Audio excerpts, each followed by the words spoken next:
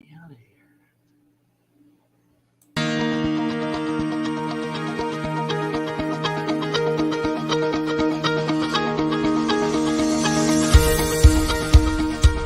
We wanted to create a convention that we felt like was truly built from the ground up to be very inclusive of everyone, like make everyone feel like they really belong in the world of fandom, because they do.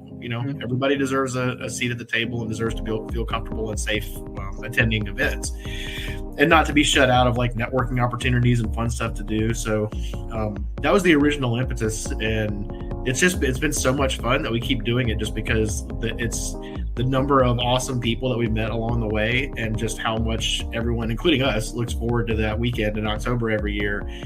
It's not that big a stretch to say that sometimes people do go and then come out a little bit changed on the other side of it, at least in terms of their new friends and their new thoughts on things, and like rejuvenated inspiration. I think the conversations is what Jesse means. When you come out of it and you've had all of these amazing conversations that you don't necessarily get to have in everyday life, people who are smart and funny and usually quite goofy, and it's becoming a family.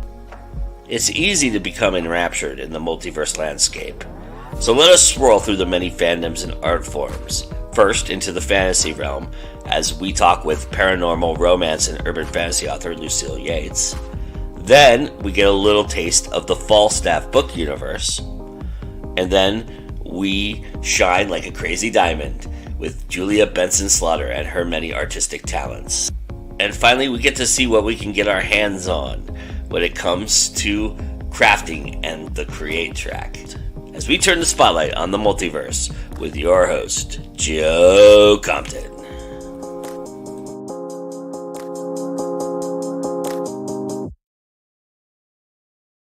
I hate when I make a mistake. I wasn't going to say anything. Oh yeah, obviously that was the last show. It was graphic, everybody. Sorry about that. No problem. It's been a week. But yes, I am Joe Compton. Welcome to Spotlight on the Multiverse, and I have the awesome Lucille Yates with me, and I'm so happy that you're here. Thank you for joining me and being part of Multiverse and coming and joining us this year. That's really awesome. Thank you for having me. Tell everybody a little bit more about yourself. I know that I gave a little bit of an intro, but please feel free to pontificate on that. I'm Lucille Yates. I write paranormal romance with witches and shifters. I live in the Savannah area. I grew up on the other side of Georgia, and all my stuff is also like spicy. So if you're a teenager or a young adult, you might want to step away. You need your parents' permission. Very, very, very good disclaimer there. I appreciate that. But Vanessa's here. She says, hi, y'all. I'm still feeling under the weather a bit, so I might not make the entire hour. That's okay. Although you might want to come back for the end, Vanessa, because I have something that might interest you at the end. So, Anita says, hello. Hello, Anita. Nice to see you. Yes. So another first-timer here, which is awesome. We love first-timers, of course. And so, what made you decide that this was the year? What made you want to come to Multiverse? I have been wanting to come to Multiverse for a while because I know Vanessa, and almost all the writing friends I've made online come to this. And I'm like, I want to see my friends. Nice. And I've always heard just good things about this. My cat is, oh my gosh, she just stepped on something. Ooh. Ugh, bad kitty. all my other friends are there, and it looks like a great convention to go to. It has all my interest. So I do like sci-fi and fantasy and sciencey stuff. My family's full of nerds. So Is the whole family coming or just your husband? My son's coming, my husband's coming, my sister and her daughter is coming. Her husband might come. He's on the fence. So we're all going to stay in the same room. Cram in like you should at a convention. Exactly, yeah. That's pretty multiversian of you, but Yeah. We wanted the full experience. yeah. Uh, Vanessa says we would have all ignored it. Yeah, probably. I can't ignore it. That's the problem. My mistake is what she was talking about. And she said, "Dang it, Joe," because I mentioned that she should come back at the end. You always could see it later. You could go back tomorrow and watch it. It's okay. I was just saying that. I'm not trying to keep you here. Go rest and get some rest. But sorry. This happens a lot. We get sidetracked here, but I love that. I love that you're making it a family affair. We the multiverse family loves that because this year we've expanded it to include more for the young adults and children that are attending, and was that kind of an appeal for all of you to come as well? Did you kind of look at that and go, this might be the convention then this would probably be is this their first convention? They the little ones went to Dragon Con like 2 years ago. Ooh, that's an indoctrination. that was big. But I didn't, when we decided to come to Multiverse, it was before last Multiverse. Oh, okay. So we were like, are we going to do Dragon Con? And I was like, I really want to do Multiverse. So let's do that next year instead. So we didn't know that y'all had added the track for kids. Oh, but nice. I think that's going to be great, especially for mine. He's a little exuberant sometimes.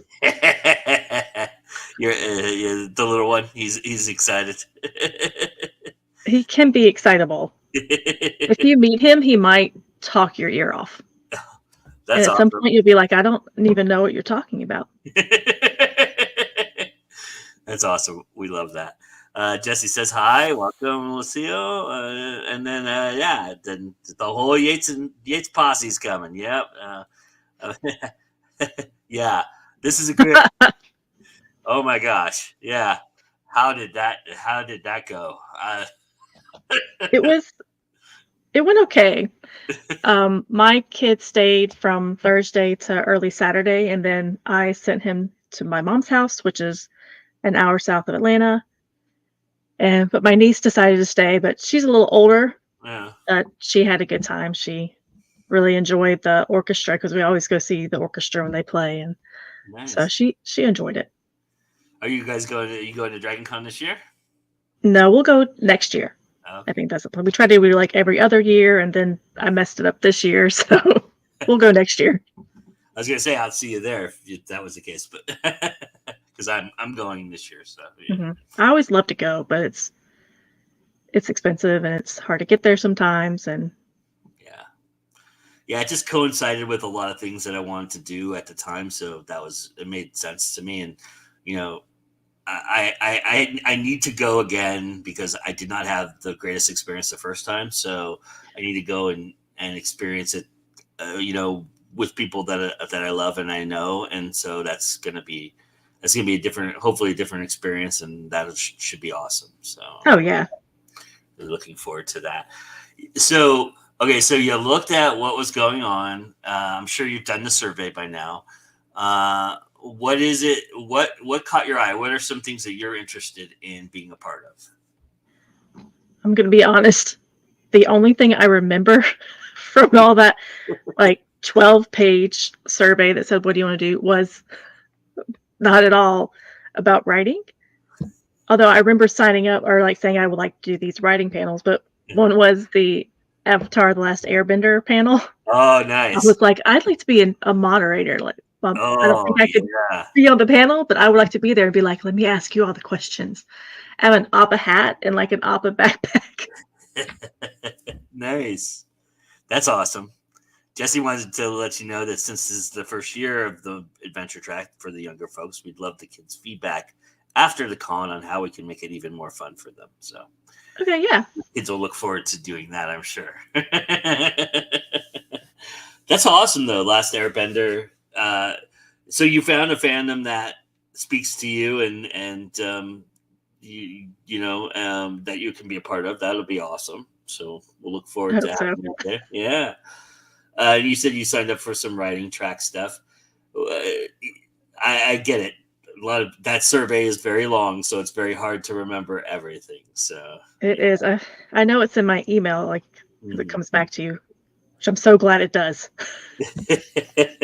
That's like the best feature of Google Forms is it coming back so I can go, oh yes, I signed up for that. I totally agree. That is absolutely 1000% right on. I would not survive without that feature. I think I think because there's festivals I've signed up for with Google Forms that to cover or whatever, and I had no idea I was covering them until I saw the Google form come back. So I was like, oh, I filled that out. I wanted to do that one. All right.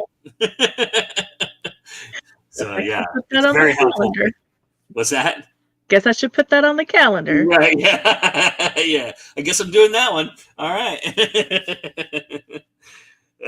So, I'm curious what you've heard about Multiverse that kind of won you over. Was there anything that you heard about Multiverse that really won you over that you were really excited about experiencing?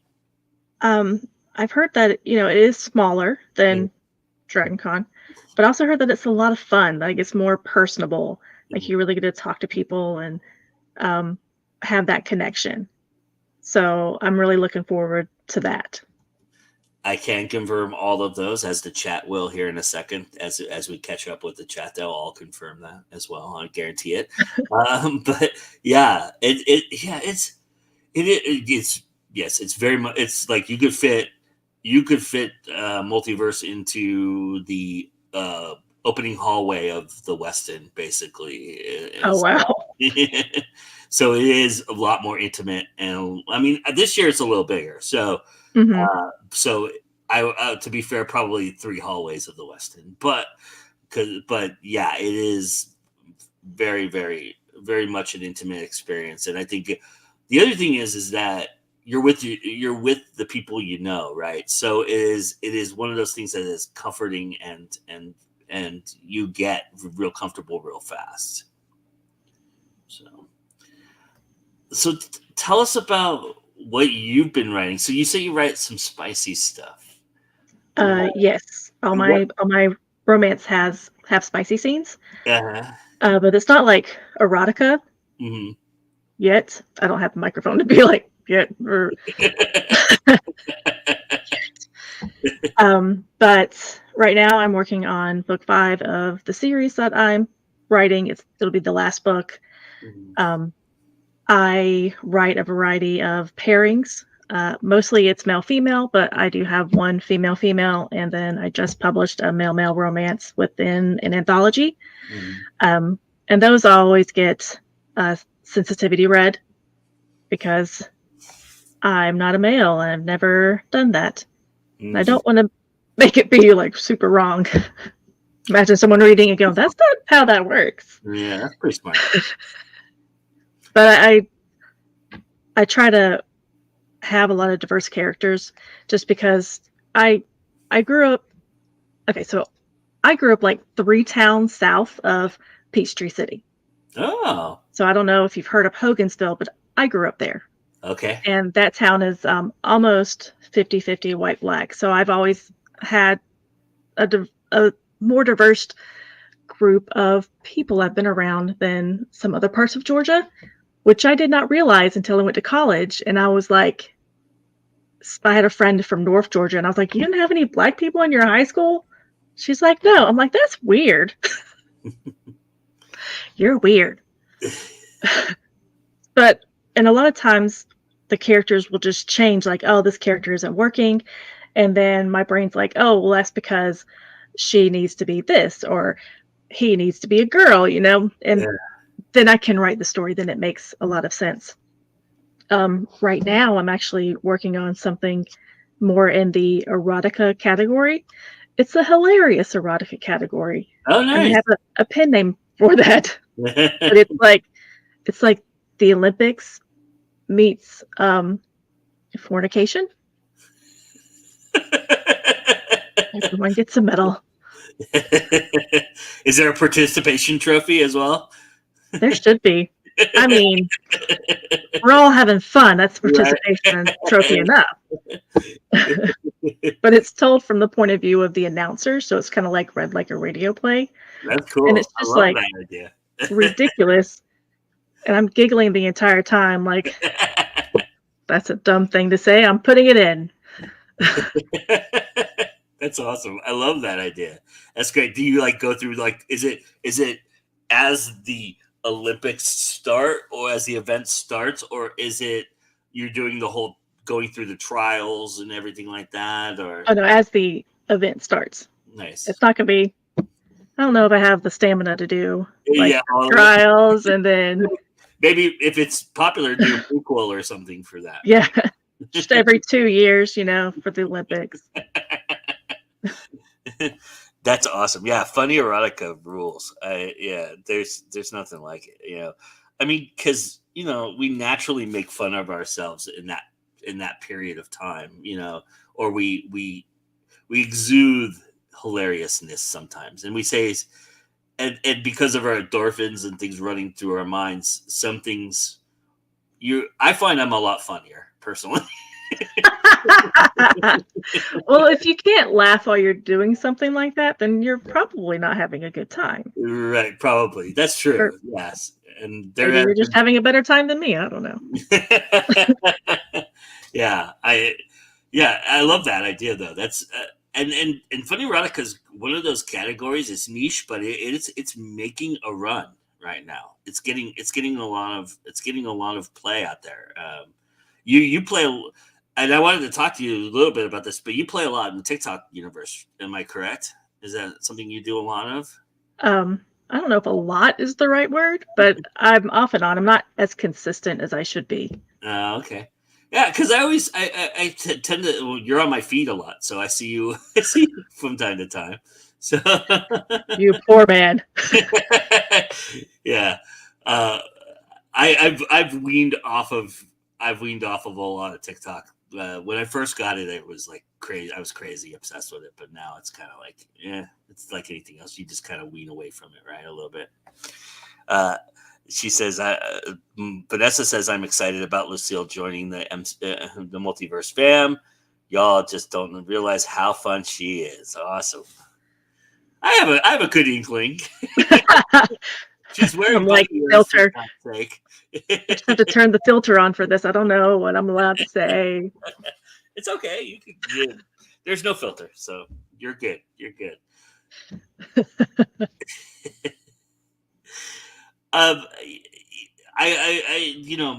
So you're 5 books into a current series, and I mean, is this more the paranormal side of things for you, or is this more the urban fantasy one? This is, it's more of the paranormal because it does focus more on the romance, but it does have that urban fantasy feel because there is more plot than just they meet and fall in love and have babies. It's like they meet. Oh my God, we have to solve what's happening, or they're attacking us. But now we have to work together, and we'll fall in love on the way, kind of thing. That's awesome, and have some funny sex along the way as well. Yes, of course.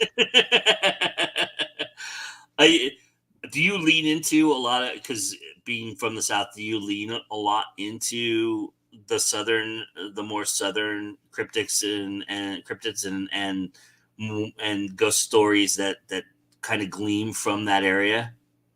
I haven't really leaned into the southern cryptids. It's right now it's just like shifters and witches and fairies. But my 5-book series is based in Savannah. Uh-huh. And all my other books are still based in Georgia because I'm very comfortable in the state because I grew up on the west side of Georgia. I've been up north to Georgia a lot, so I kind of have a feel of what things look like and the landscape. I'd have to do a lot more research if I'm like, we're going to Ohio. Right. Do you have like a peripheral of like Tennessee or Louisiana or any of that area as well, or is it more is Georgia really just the ballpark for you? For right now, Georgia is just the ballpark. So I'm sure it will expand as time goes on. What do you think? I'm curious to know because I love the paranormal aspect in the South. The South has some really interesting stories, has some really good folklore, has some really good even cryptids and things of that nature. It has some good witch stuff. It's got some good vampire stuff going on in it. I'm curious from your perspective as somebody who's lived there and heard these stories, I'm sure 1,000 times or somewhat. Do you what do you think outsiders get wrong the most?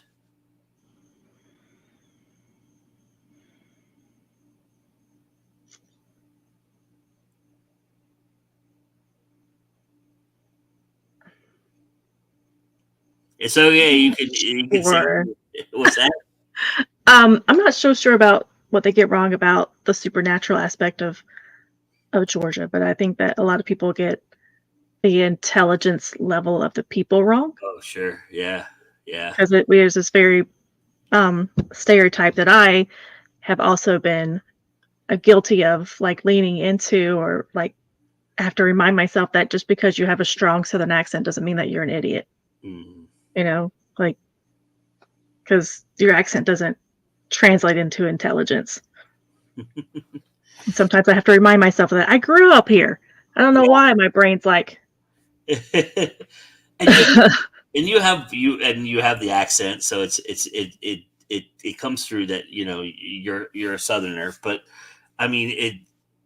Yeah, that is a very good point. I love the idea because there's some of the smartest people in the world have come from the South. So you know, yeah. uh, and Jesse says when you're not on panels, so check out the Meat Track. A lot of fun paranormal stuff in there. Yeah, they do they do readings and Ouija board stuff and all that fun stuff there too. So that's pretty interesting stuff. Mhm.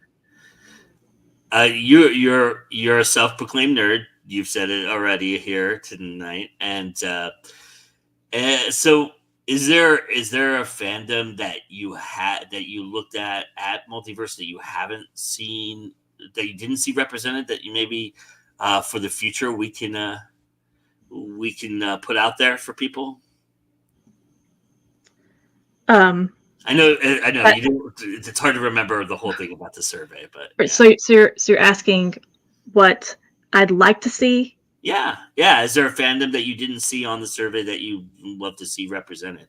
It's okay. You can say it. Okay, so I would love to see a BL anime or manga like panel, which is boys love.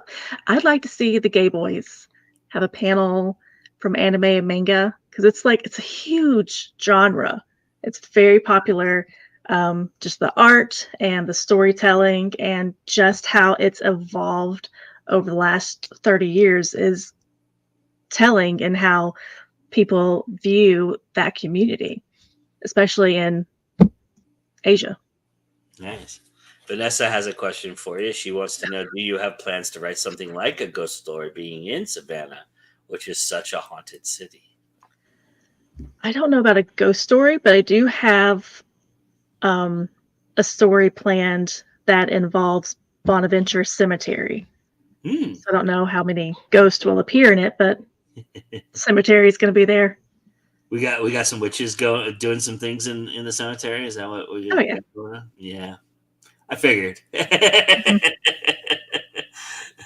That's awesome.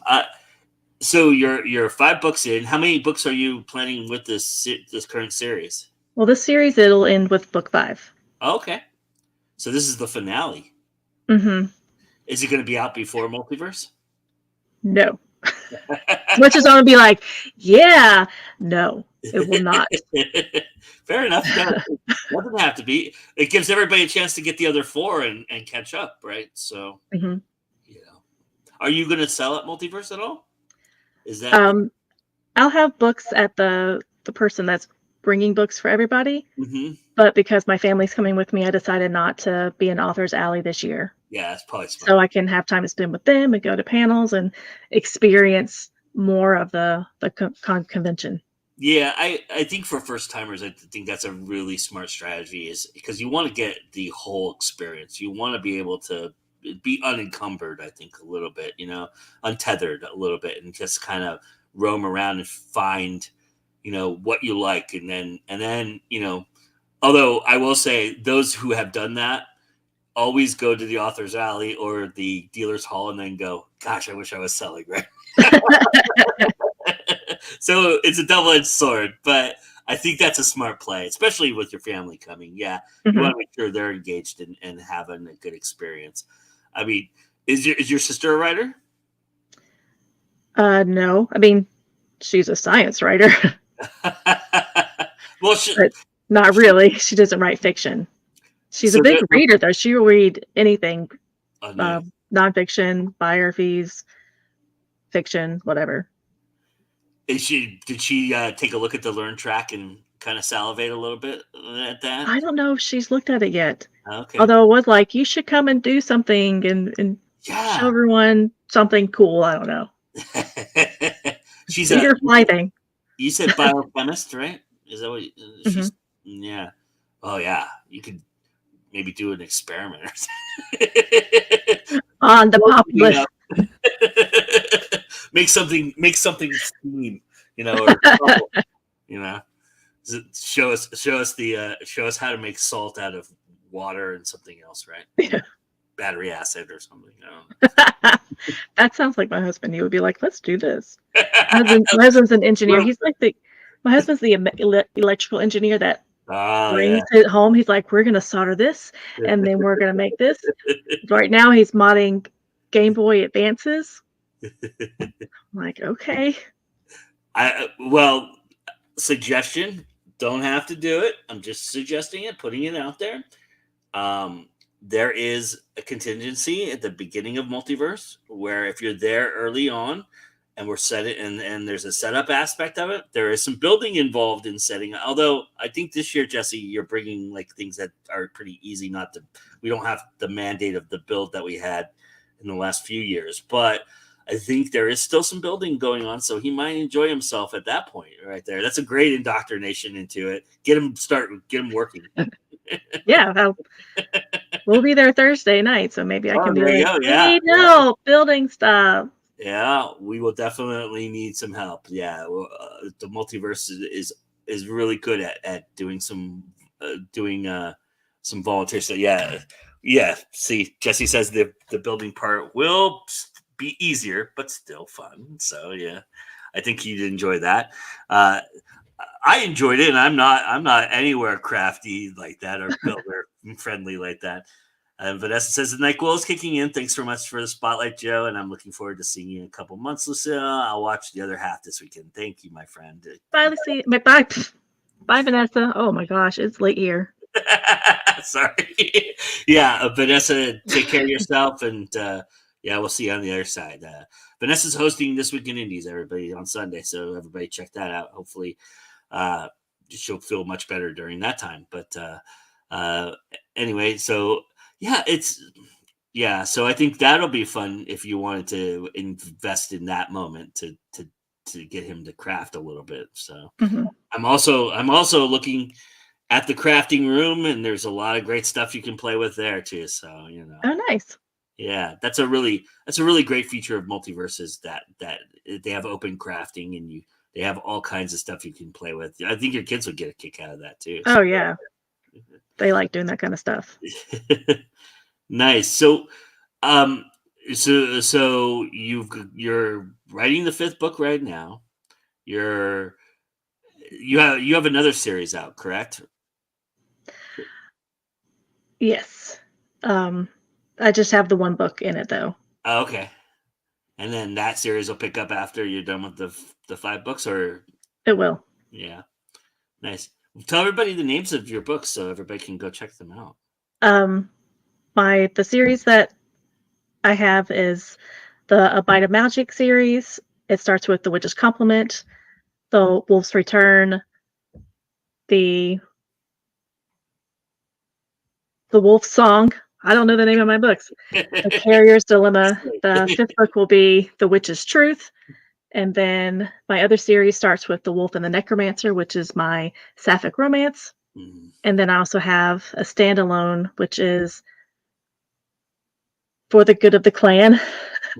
And then I have a novella in an anthology that just came out in June called, the anthology is called Love in Technicolor, and my novella is Bear in a Tiny House. It's about two male shifters that build a tiny house together and fall in love. That's awesome. What a great story. Are you a pantser plotter? How do you usually write? I usually work off a loose outline, so I know where I'm going.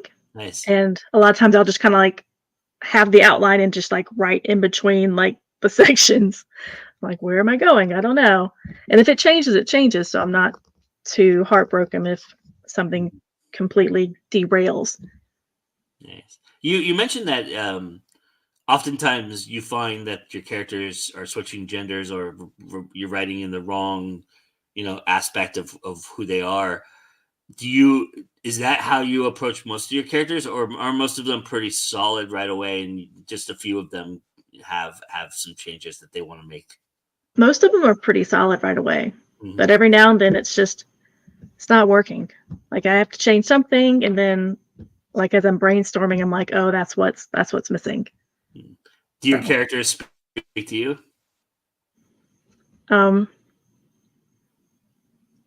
Not like characters speak to other people, I guess, but they do in a way. Like, I'm not, like, part of it's just like, I'm not this character. Like, you were writing me wrong. Yeah. That's why the chemistry is not there. Nice. Oh, well, so tell everybody where they can find these wonderful books of yours and get started on the 4 books that you do have out for the series, so that everybody can talk to you about it when they meet you in October. You can find all my books. All my books are wide except for one that's just on Amazon, and you can go to my website, which is LucilleYatesWrites.com. You can find everything about me there, and you can buy directly from me. And if you do, I usually add a little bit of magic into the package. Oh, nice. I love that. That's awesome. Anita says, I forget my titles too. I can't imagine what's going to happen when I get to like 20 books or like 30 books. Be like, I don't know. Like, I wrote something about magic. Just go get it. Here's a QR code. Yeah. Look it up. Yeah, tell me what it is when you get there too. Right. All right, Lucille. Well, thank you so much for joining me tonight, and I'll look forward to meeting you and your family in October. That's going to be awesome, and thanks for coming to Multiverse and being a part of it. We really appreciate it, and thanks for being on the spotlight. Well, thank you for having me, and I'm so excited for Multiverse. We're excited to have you. That's awesome. All right, everybody. Speaking of excited, one of the great sponsors of Multiverse, Falstaff Books, is excited to tell you about a couple of new titles that they've got going on, and then we'll be back with Julia Benson Slaughter. So.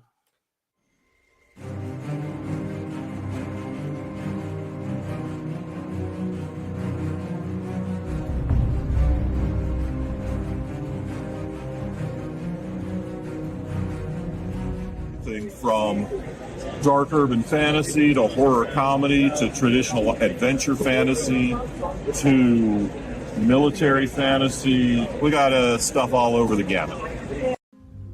Falstaff Books is excited to present Nevermore, an anthology of short stories based on the masterpieces of the one and only Edgar Allan Poe. Are you ready for a spine-tingling descent into the depths of darkness? Nevermore includes 18 original stories written by talented contemporary authors who have been inspired by Poe's eerie Gothic style. From the interstellar terror of James Tuck's The Valley of Unrest and the mechanical shivers of Day al-Muhammad's The Clock Struck 13 to the dark revenge of Misty Massey's The Cask of Amarillo, the monstrous mystery of Kat Richardson's The Purloining Peacock, and so much more. Each story captures the essence of Poe's work, while offering a unique twist on his themes of horror, suspense, and the macabre. Let our amazing authors take you on a twisted journey, exploring Poe's haunting themes in unique ways. Experience the thrill of Poe's tales like never before. Choose your pledge level today and let the thrills begin. 7. Unforgiven, a fantasy novel by John G. Hartness. Chapter 1. Not much of a town, the young man thought as he climbed down off his horse and stretched his back. Certainly not the kind of place I'd expect to find him. But maybe that's the point. He took in the meager buildings as he walked down what passed for a main thoroughfare. To his right was a smithy with a huge green-skinned half-orc beating a horseshoe into shape. The peals of his hammer rang out in a rhythm that the man found himself unconsciously matching with his steps. He gave a wry half-smile and slowed his pace, not in a hurry. Next to the smithy was a general store with a wide porch. 2 old men sat across a weathered open barrel from each other, not nearly as intent on the game of kings and pawns as they might want it to seem. The younger of the 2, a whippersnapper of barely 70 years, cut a wrinkled eye at the man as he passed. He gave it no serious mind. People liked to stare at anything different, and this did not seem like a town where men often wore steel in the street. A pair of women leaned out the windows of the boarding house across from the store. One, a red-headed human with freckles scattered across her impressive bosom. The other, a lissom, elvish woman carrying the air of ennui and sadness that always enveloped the Fey folk when they were away from their trees, either by their own doing or by circumstances beyond their control. The elf caught his eye, her hand straying down to her thigh as she sat perched on the windowsill, a dress of gossamer green silk flowing in the slight breeze. The man noted the slight bulge of a blade strapped to her thigh. The willowy forest dweller was not without her defenses, it seemed. He allowed himself another slight smile as he focused his attention on his destination. The town's only inn and tavern sat at one end of the street.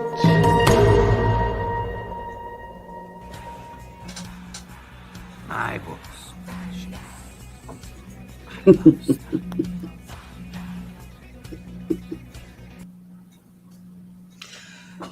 False Step Books, everybody.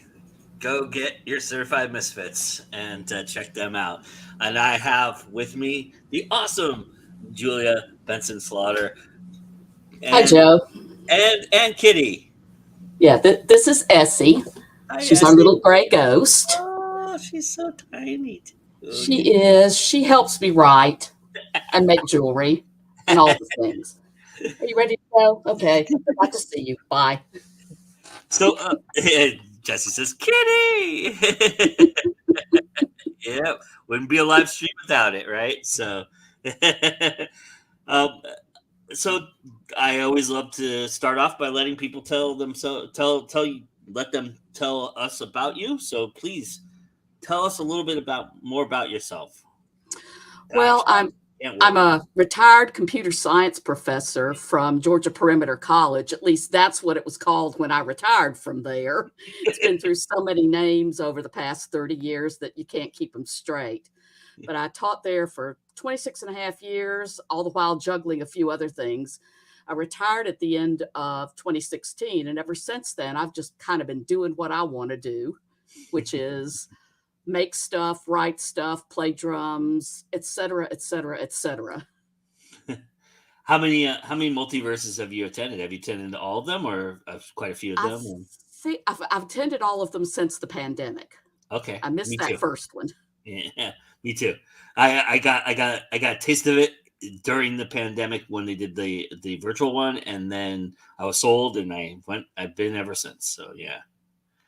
It's a great con. Are you looking forward to? Are you one of the folks that is on the closer side now to the con, or are you on the further side?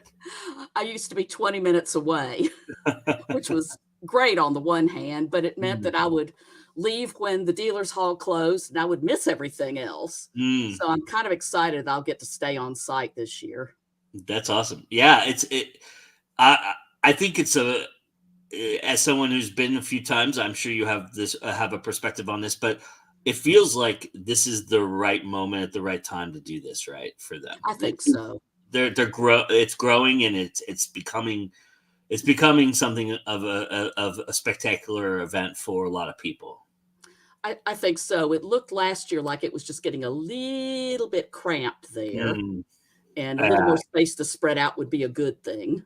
Yeah, and I think the feeling was, I mean, a lot of people didn't know until the end, but for those of us who were in the know, a lot of it was kind of, let's just get through this year to get to the next year and look forward to getting excited. I mean, the con was still awesome and it was still amazing. It's just, I think there was a little bit of that in the back of our minds a little bit. Yeah. But I think is there certain things that you do every year, or is there something new that you're going to try this year that you haven't done in the past? I'm not sure what's going to be new in terms of anything big. Of course, with the jewelry I make, I'm always experimenting. I'm always coming up with weird new things. I've been taking metalsmithing classes for the past year and a half, and some of the pieces I come out of that are starting to make their way into my product line. Nice. And a lot of that's just experimental. You don't know what I'm going to come up with that.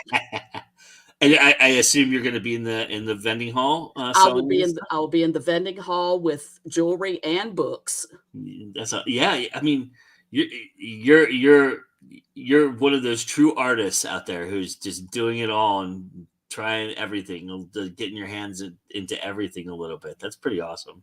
Well, that's what I love about Multiverse. I can bring all the different me's and let them all come out and play. When I was there last year as a guest, I was on a writing panel. I did a workshop on the Create track, and I was one of the people running the musicians meetup. Oh, nice. So I got all three pieces of me out there to play. Mark says that's one of his favorite things to do is that little meetup. Mark Gunn. He loves that. He says that it just, everybody gets a chance to show their stuff, and then it just ultimately breaks down into a super jam. And it was a super jam last year. A couple of the kids that had been drumming students of mine 5 or 6 years ago attend Multiverse. So I brought plenty of extra frame drums, and we just sat there and had our own little percussion section over in the corner, just kind of jamming away. I love that. That's awesome. So what do you write? What are some of the things you've written? I know you've collaborated with some people before too, right? I collaborate with my friend Mike Aurelius. Mm-hmm. How we got together is kind of interesting. He's been in the glassworking world for a very long time, and I've been part of that world as well. So we met in a couple of the online forums probably 15 years ago. Wow. And I was one of the few people that would put up with some of his crap. and I would tell him when he was being a butthead, and he would straighten up. But we got to be good friends, and I ran across some of his preliminary writings during the pandemic, and I said, gee, Mike, this is good. I like this stuff. Why don't you write some more? And then he would send me stuff, and I would say, gee, Mike, you've got some errors in here that need editing. Here they are. And then it was, would you like me to just edit the file for you? And then it became, hey, you've got a hole in the story right there, but I know what goes there. I can write it for you. And it kind of grew from there. As all good partnerships do. Indeed. And you'll love this. We met face to face for the first time at Multiverse 2 years ago. Oh, yeah. We love that. We had been collaborating together for a couple of years by then on the writing, but we finally met face to face and hung out there. And he'll be coming down again this year, so there will be more shenanigans in the dealer's hall. That's awesome. Love that. But what we've ended up with so far, we call it a multiverse because it is actually 3 different parallel universes springing off from our universe. Each one is created by some sort of trigger event that means the history diverges. And then inevitably there is a catastrophic event that just blows everything to hell. We both have this thing about blowing up the world. It's all go three ahead. of the series so far, because it's 3 interconnected series, all 3 of them, the world gets blown up. There's a nuclear holocaust in all of them. It's so funny. We lost her. She disappeared. I will say real quickly. There she goes. She's coming back, everybody. I will say real quickly, if you see the quote underneath my name, it is for Mr. Bob Newhart. Rest in power to Bob Newhart. That is a quote of his. Anyway, here's Julia back. Sorry about that. Okay. Firefox decided to crash my tab. It's all good. It does that periodically. I was gonna say this. You'll get a kick out of this. This year, I don't know if you heard about this or if you were around, but I don't know if you go to Jordan Con at all. But at Jordan Con this year, they did the created RPG, and it was all about apocalyptic multiverse, and that's how it ended up. We ended up going around and creating, and that scenario was created. So it was a apocalyptic things that you go back in time and you mess up, and then you have to deal with what you just mess. It's kind of a butterfly effect kind of idea, but yeah, that's the whole idea of the trigger events in our series. Yeah, sends the world off in a different direction, and yet they continue down the same basic path. Because history repeats itself, and we're stupid, right? It really does. And there's crossover among the characters as well. The same character will appear in all 3 series. I love that. That's cool. We've got one character who is the human personification of Odin Allfather that has been a prime player in all 3 series so far. And he constantly surprises us. Do you both write every character? Do you both dabble in each character, or do you have certain characters that you've kind of gravitated toward that you kind of take over? Well, what has worked out so far is that the first of the series, Chronicles of the Covenant, Mike started it, but by now we're writing on our 5th book now. It's become a real collaboration. And nobody owns anybody in that particular series. The other 2 series, Mike's in charge of Chronicles of the Republic because he's trying to get it. He's gotten into the harem lit genre. So I just kind of provide a little input here and there because that's not exactly my thing, though I'm loving reading the story. And then the Littleton Chronicles is mine, although he will definitely throw in his 3 cents worth here and there. And in fact, one of the characters that I created in the Littleton Chronicles, he all of a sudden says, whoop, pulling you over here to the Republic as well in the same basic role. So it's the same person, just a different environment. That's cool. It's so fun to see that. Yeah, I bet. I love that you're so engaged with each other's stuff that you can do that kind of interaction and be seamless about it, because that's a tough transition sometimes, especially if it's different voices, But it's so much fun to build worlds and build characters and then see what they do when you throw them into a different environment. Sure, yeah. I'm curious from your perspective, having experienced the Create track, and its growth. How are you enjoying that? Do you feel like last year was a real turning point for the Create track? I mean, this was really the first year that they had full-fledged programming kind of aspect of it with actual panels and demonstrations and things like that. Did you find that the growth of it and the participation in it is growing? Are you kind of excited about that in terms of the Create track? I am. I'm still trying to come up with an idea for a workshop to do that I can fit into an hour. That's the trouble. Some of the stuff that I'm so good at doing, it's not an hour-long project. Last year, the workshop I did was a little make your own 1-page zine. And that was doable in an hour. Yeah. But if I were to do something in bookbinding, I'm trying to think of something we can do in an hour, maybe a little over. Chainmail, ooh, that gets tricky. Yeah, I was gonna say the stuff you're working with metal and stuff like that. That's kind of tough to do in an hour. Yeah, I can't see teaching someone to do something like this little guy. Yeah, in an hour. I can do it in an hour, but I can't teach you to do it in an hour. Well, Jesse might have saving grace for you here. He says it doesn't have to fit into an hour. We may make exceptions for stuff that takes a little longer. So let's talk, Jesse, because I would love to do another create workshop. That was so much fun last year. And kudos to Mason, because Mason really spearheaded getting this thing going, and he's built a really good foundation for the creative track and what that is just awesome. I am curious too. I'm curious because you are a free spirit and you go where the wind takes you and you do what you want, as you've established. Is there something out there that you haven't done yet, artistically wise, that you're salivating to do or looking at maybe doing in the future? Oh gosh, I don't know. Joe, I'm 67 years old. I've had time to try a hell of a lot of things. Right, sure. And but you got so much more to go too. So a hell of a lot of things. I figure I'm not going to die because my to be read list, my craft supplies, and my projects in progress.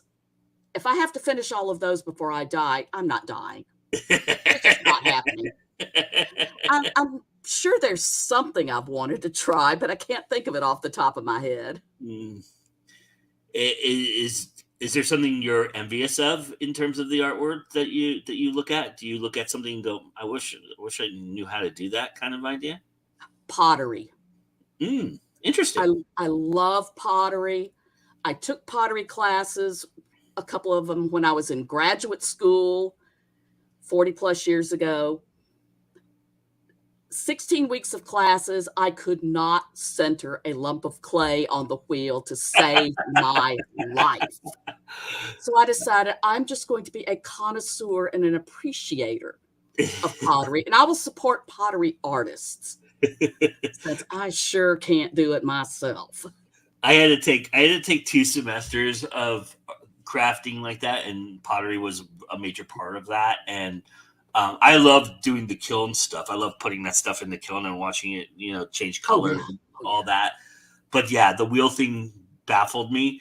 But the one thing that was interesting that I learned and gravitated toward was because the first thing the teacher tells you, and this might be dating myself, is that don't think you can make a bong in here because I know what a bong is and I've seen it all.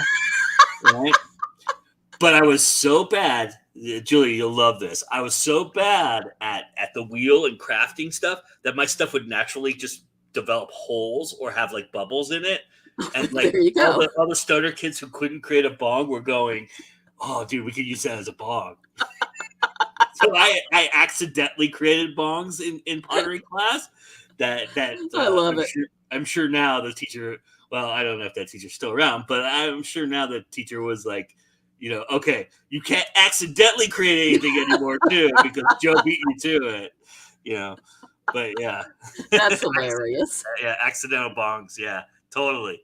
It's like, he's not wrong. You can create anything out of a bong, or you can create a bong out of anything. True. Some creative things, but yeah, it's just, it is, that baffle.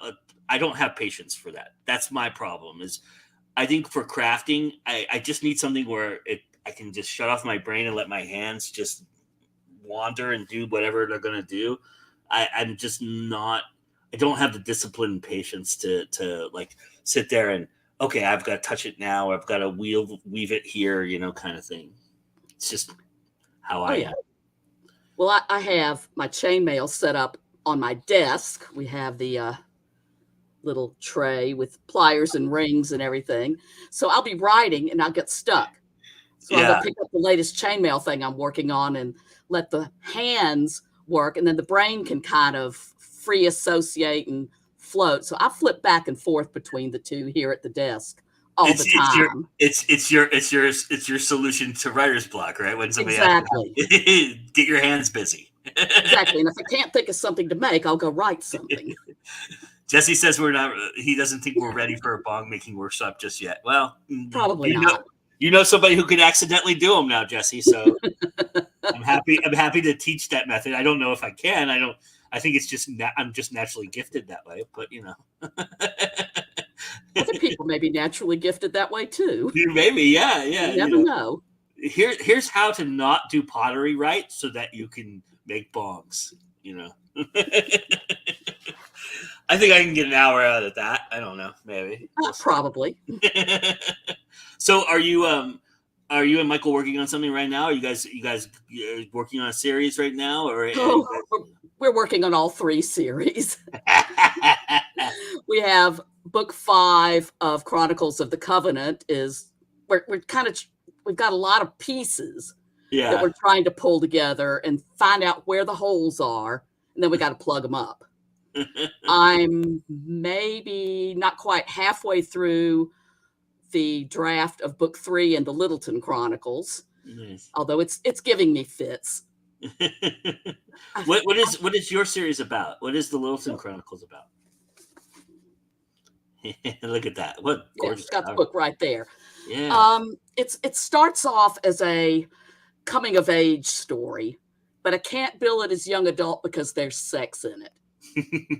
Yeah. I've got horny teenagers having sex with no regrets. Wow. That doesn't happen at all. No, it never happens. Never happens. But basically, it is the story of the 2 main characters, the male main character, the female main character, who meet and become bonded during their last year of high school. And then book 1 covers that last year of high school. Book 2 covers the next 8 years when. And they're still together? Wow, nice. Yeah, Laura goes off to college. Yeah. Sam goes into the military, and then disaster happens. Oh. So at the end of book 2, they're both just a total mess. Mm. Book 3 starts with getting Sam out of the jam he's in. And that's where I am. He's almost out of that jam, but then he's got a long road to go after that. Book 4, interestingly enough, is about 80% written already. That is 20 years after the whole series starts, so they're all grown up. I thought it was going to be 2 books to begin with, 1, and then 20 years later, and then had to put a book in the middle, and that one had to split into 2, and I hope I can get it into 2. And then there are pieces coming after book 4. So 1 and 2 are done. 3 is in progress. 4 is almost done. Will be not long after book 3, and then who knows where it's going. And then Mike is working on book 3 of Chronicles of the Republic, where he's finished blowing up the world, and now his main character's got to save it. So we're sending the drafts back and forth, back and forth, back and forth. That's awesome. And the advantage of being self-published is we're not held to anybody's deadline but our own, which is a good thing for us. Yeah. I don't think either of us writes to deadline very well. But are you either of you planning on having one of these out for Multiverse, or is you just don't know yet? Don't know yet. The Chronicles of the Republic is only available on Kindle, so we won't have that one there. But we'll have everything that's ready in Chronicles of the Covenant and everything that's ready in the Littleton Chronicles. They will be there at my booth. Nice. That's awesome. So do you have like a QR code for people if they come by your table for yeah. Yeah. I've got this cute little sign that describes each of the series and has a QR code for each of the series. Oh, that's awesome. That goes with me to all the markets and cons I do. What's different about Multiverse selling at Multiverse versus other cons that you sell at? That's a good question. I'm not sure how different it is. I'm very picky about the cons that I do. I will not do Dragon Con. Dragon Con is too big, too overwhelming, too much. And I don't have the stamina for that anymore. I always call it adult Disneyland is what I call it. But I went to Dragon Con one time for one day because my dance troupe was performing. And I think it took me a week to recover. Yeah. Which is not okay. Yeah. I like smaller events where you can actually meet people, talk to people. And I don't know that with the cons, there's that much difference in them with the selling stuff. People, my stuff's not for everybody, and I know it. And if it speaks to them, they'll buy it. If it doesn't speak to them, they won't buy it. And that's fine with me. I mean, not everybody is going to want something like this. I think you'd be surprised. I think the Multiverse crowd will really love something like that. Well, that's assuming it lasts until Multiverse, because I have Mystic South next weekend. Oh, yeah. No, and that's a pagan conference. And it may not make it home from Mystic South for all I know. And most of your stuff is one of a kind, I would assume. A lot of it is. With the chainmail, if it's a bracelet, I can redo a bracelet because they're just a length of chain in a particular pattern. Sure. I am never doing another of these again. At least not in that pattern, right? So making these 6 little encased crystals and then putting the chains together and the charms, I don't think I could. Besides, the chain was upcycled from an estate sale, so I would never be able to get that chain again. I do a lot of upcycling of people's old jewelry. That's awesome. That's an art form in itself, right? I mean, you have to polish it up and probably do some work on it a little bit. I have to destroy it. Yeah. I have to take the pieces apart. Like link by link? Like link by link? No. This one, it was just a multiple chain thing. So it was a matter of finding the rings that held everything together and pulling them out, and then the whole thing fell apart. Yeah, gotcha. And I went, oh, look at all that lovely chain. I can use that. That's going to be my next plaything, right? Yes. That one's turning out to be part of 5 or 6 different projects because there was so much of it. That's awesome. Well, Julia, tell everybody where they can, if somebody wanted to look at it, you sell your stuff online. So tell everybody where they can check out all of your wonderful designs and get some nice jewelry, and where everybody can check out your books as well. Well, the jewelry is online at noctuadesigns.com. Not a whole lot of it is online because I've been trying to very slowly revamp the store and get it all up to date. The books you can find on Amazon. Probably the simplest thing to do is just search for my name. Or if you're in Atlanta and you have time next weekend, as I said, I will be at Mystic South as well. Yeah. And that's at the Crown Plaza Ravinia there by Perimeter Mall. And you can get into the vendor's hall for free. The rest of the con you got to pay for. But the vendor's hall is free. And I will have all the books, all the jewelry, all the things. And if I'm not there, my little elfin assistant for that event will be there to help you. Nice. Awesome. Well, and then the book's also chroniclesofthecovenant.com. Nice. Which we're trying to work on too. Jesse says, thanks for showing up every year, Julia. We're glad you'll be around for more of the con this year. So I'm glad to come back. This and Mystic South are tied for my favorite event. Ah, nice. We love to hear that. Don't make me choose. I'm not going to. No. They can be 1A and 1B. That's fine. No there problem. You go. Not a problem at all. Well, thank you, Julia, for joining me. Thank you for being here on the Spotlight on Multiverse, and thank you for taking the time to talk to me. I know it's late there, so I really appreciate it. And I'll look forward to meeting you, and I'll come by the booth and say hello. And please do. Thank you for having me on. I enjoyed it, Joe. All right. Everybody, Julia Benson Slaughter, everybody. So check out everything she's doing, and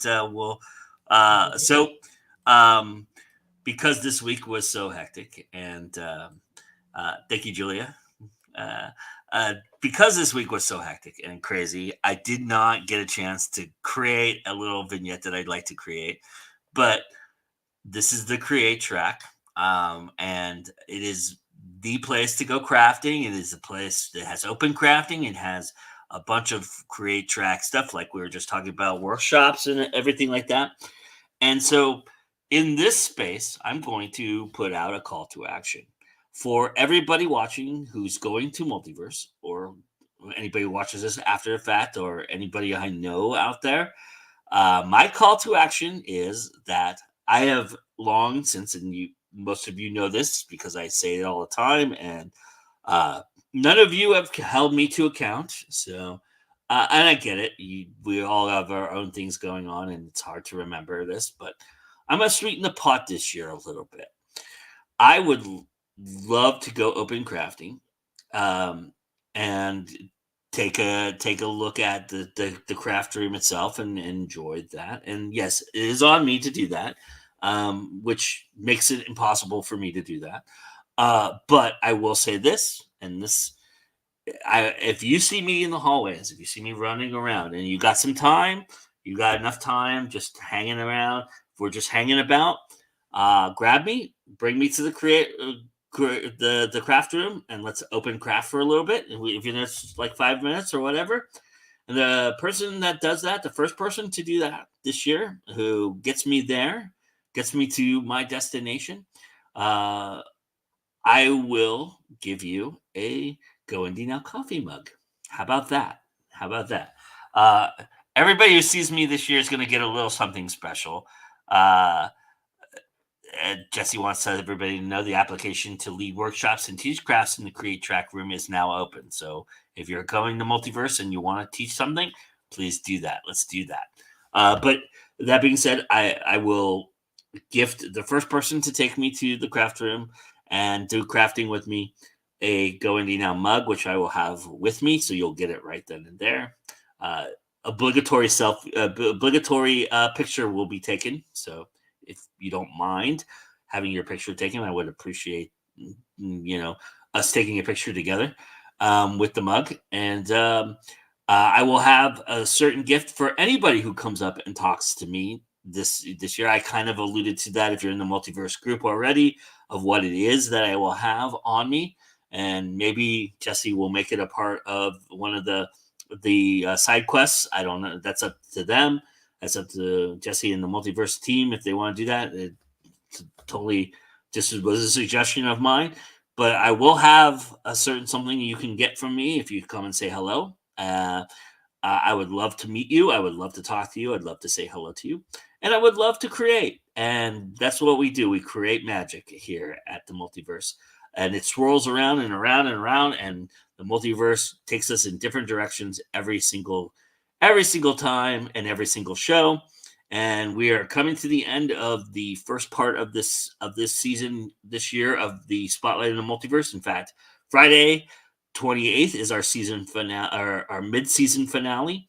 And then we'll be back in September with some more shows for more spotlights on the Multiverse. And as we do, we will end our season. Our official season finale will be myself and Vanessa Junta talking about all the things that they've worked up for Multiverse that you can expect when we'll be very close to the event itself when we have that conversation. So you'll get a really good idea of what to expect at this year's con, and also you'll get a chance to ask questions if you come and do that show. That'll be at the beginning of October. I think we slated. In fact, I know we slated it for October 7th. I already asked Vanessa to mark that off on our calendar, but that's down the road. We still got one more show for this springtime, summertime aspect of the spotlight, and then we have more on, like I said, coming in the fall. In September, we'll be doing that each and every week, like we've been doing Mondays and Fridays live here, the Spotlight on the Multiverse. I love doing this. I love talking about one of my favorite events out there, which is the Multiverse Convention, and talking to all the people who are participating, especially first timers and some of the OVs, the OMVs. Yeah, I think that's what we coined it, right? I don't even remember what I coined it the last time, but I think that's right. OMVs. That being said, thank you everybody for joining us. And remember that it's always time to go indie now.